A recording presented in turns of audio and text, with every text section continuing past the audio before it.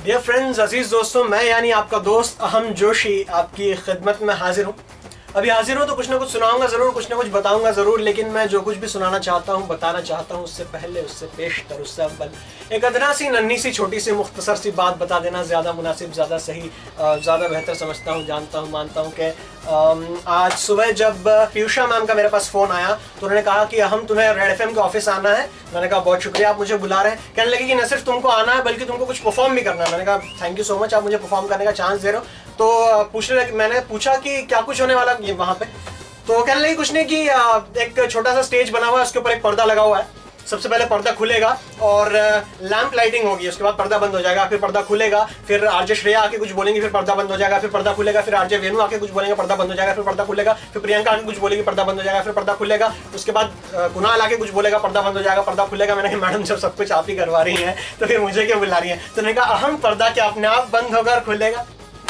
तो मुझे तो यहाँ पर्दा खोलने और बंद करने के लिए बुलाया गया था, लेकिन ये खुशकिस्मती है मेरे कि यहाँ पे कोई पर्दा नहीं है और आपके और मेरे बीच में, यानी मेरे रेड एफएम के लिसनर्स के बीच में, इस प्रोग्राम के व्यूअर्स के बीच में जो हल्का सा अनजानेपन का पर्दा है वो भी आहिस्ता आहिस्ता धीरे धीरे हट जाएगा, सरक जाएगा, खसक जाएगा। ठीक उसी तरह से जिस तरह से सरकती जाए रुख से नकाब आहिस्ता आहिस्ता आहिस्ता। मेरी जरा सी बात पर आप हंसे मुस्कुराए, मुझे बहुत खुशी हुई, क्योंकि मैं तरह तरह की बातें कर दुनिया को हंसाता रहता हूँ इसलिए कि तुम भी मुस्कुरा दो और उम्र तुम्हारी बढ़ जाए। लेकिन जितना ही मैं उम्र को बढ़ाने की कोशिश करता हूँ, हिंदुस्तान के ब्यूटी पार्लर्स उम्र को उतना ही कम किए दे रहे हैं। किस उम्र की लेडी ब्यूटी पार्लर में जाती है और किस उम्र की बन के बाहर आती है तो किसी से छुपा नहीं है।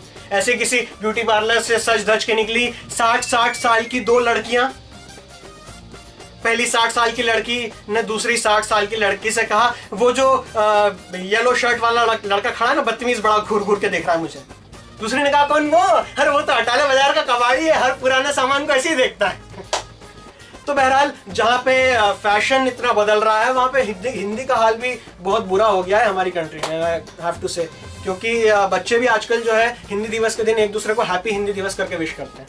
बहरहाल एक हिंदी के प्रोफेसर है मेरे पहचान के हैं, वो कहीं रास्ते से जा रहे थे, ऐसी मेरी मुलाकात हो गई। तो मैंने उनसे कहा कि प्रोफेसर साहब कैसे हैं? तो उन्होंने कहा कि मैंने तो ये कसम खा रखी है कि मैं जो कुछ बोलूँगा हिंदी में बोलूँगा, उसके अलावा कोई लैंग्वेज नहीं बोलूंगा। मैंने कहा अच्छा, आपकी छोटी सी टेस्ट लेते हैं। मैंने उनसे ऐसे पूछा कि सीलिंग फैन को शुद्ध हिंदी में क्या कहते हैं? तो उन्होंने कहा छत लटकू पवन पटकू। मैंने कहा सुपर्ब सुपर्ब, एक्सीलेंट। मैंने कहा अच्छा आप मेरे को ये बताओ स्पेक्ट्स को हिंदी में क्या बोलते हैं? स्पेक्ट्स को मतलब ऐनक, चश्मा तो सब बोलते हैं, कुछ स्पेशल? तो उन्होंने कहा उसको कहते हैं शुद्ध हिंदी में कर्ण लटकम, नासिका चटकम, पारदर्शक यंत्र। मैंने कहा एक्सीलेंट, क्या बात है। मैंने कहा अच्छा रेलवे सिग्नल को क्या कहते हैं? मैंने कहा अब ये फंस जाएंगे।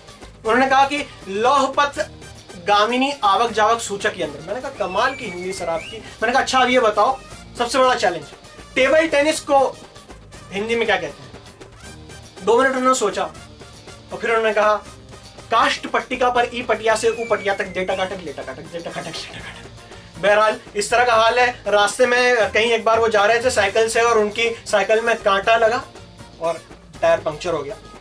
तो पंचर सुधरवाने के लिए एक शॉप पे गए, वहां पे एक छोटा सा बच्चा बैठा था, टेमरू। तो छोटा सा बच्चा बैठा हुआ था टेमरू को रिक्वेस्ट कर रहे हैं शुद्ध हिंदी में प्रोफेसर बोलने के लिए कि मेरी साइकिल में पंक्चर हो गया है, आप उसको सुधार दीजिए। उन्होंने शुद्ध हिंदी में रिक्वेस्ट करी कि हे द्विचक्र वाहिनी के सुधारक, टेमरू से कह रहे हैं, हे द्विचक्र वाहिनी के सुधारक, मेरी द्विचक्र वाहिनी के अगले चक्र में शूल प्रविष्टि के कारण चक्र वायु विहीन हो गया है। अतः तुझसे साग्रह अनुरोध है कि मेरी द्विचक्र वाहिनी के अगले चक्र की लिवलिवी खोलकर इसमें अपने पवन ठूसक यंत्र द्वारा थोड़ी सी वायु का समावेश करवा देगा तो मैं तेरा अत्यंत ही आभारी रहूंगा। रे छोटे से बच्चे टेमरू को कुछ समझ में नहीं आया, उसने क्या इंदौरी था वो। तो उन्होंने फिर से रिपीट किया कि ये द्विचक्र वाहिनी के सुधारक, मेरी द्विचक्र वाहिनी के अगले चक्र में शूल प्रविष्टि के कारण चक्रवाही विहीन हो गया है। अतः तुझसे साग्रह अनुरोध है कि मेरी द्विचक्र वाहिनी के अगले चक्र की लिवलिवी खोलकर इसमें अपने पवन ठूसक यंत्र द्वारा थोड़ी सी वायु का समावेश करवा देगा तो मैं तेरा अत्यंत ही आभारी रहूंगा। रे छोटे से बच्चे ने, टेमरू ने कहा, ऐसे हट्टे कट्टे आदमियों के भीख मांगते शर्म नहीं आती है? बहरहाल ये जिंदगी की सच्चाई है, हमारे देश की सच्चाई है। लेकिन हमारा काम है लोगों को हंसाना, मेरा काम है लोगों को हंसाना। अगर आप और हंसना चाहते हैं और मुझे देखना चाहते हैं, सुनना चाहते हैं खासतौर पर, तो आप सुनते रहिए रेड एफएम बजाते। रेड एफएम चैंपियन 32 से मैं हूं अहम जोशी, और अगर मेरी बातों से आपकी जरा सी भी 32 हिली हो तो आप प्लीज मुझे वोट जरूर करें। जिस तरह होली पे लोग एक दूसरे के सर पे गुब्बारे फोड़ते हैं, आप मेरे सर पे वोट के गुब्बारे फोड़े। जिस तरह दिवाली पे लोग रॉकेट छोड़ते हैं, आप मेरी तरफ वोट के रॉकेट छोड़े। आप यूट्यूब पे मेरे वीडियो को लाइक कर सकते हैं और SMS कर सकते हैं, फेसबुक पे मुझे वोट कर सकते हैं, तरह तरह से आप वोट कर सकते हैं और आपको रेड एफएम पे इसकी सारी इन्फॉर्मेशन मिलती रहेगी।